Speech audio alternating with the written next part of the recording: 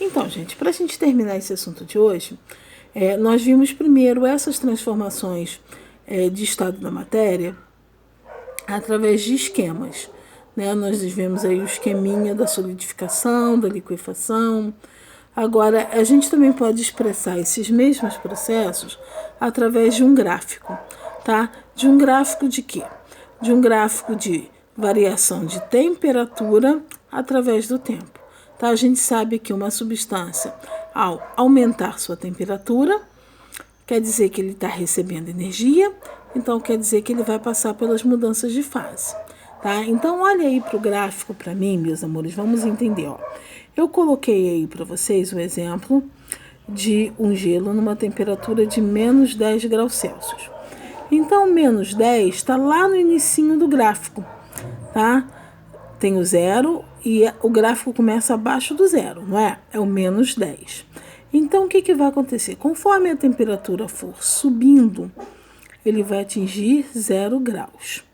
Quando ele atingir 0 graus, o que ele vai acontecer? Ele vai ocorrer pelo processo de fusão, que é essa primeiro degrau em vermelho aí do gráfico, tá? Ele passa do estado sólido para o estado líquido nesse ponto, tá? Depois que ele vir nesse processo, a temperatura dele não muda, né? Continua 0 graus. Depois desse processo, ele começa a aquecer novamente. Continua recebendo energia, continua aumentando a temperatura. Ele vai aumentar sua temperatura de 0 até 100 graus. Nesse processo, estando ele no estado líquido. Quando chega a 100 graus, ele vai passar pelo processo de evaporação. Ou seja, o líquido vai virar vapor. Tá? E depois ele pode continuar aumentando sua temperatura se continuar recebendo energia. Tá bom?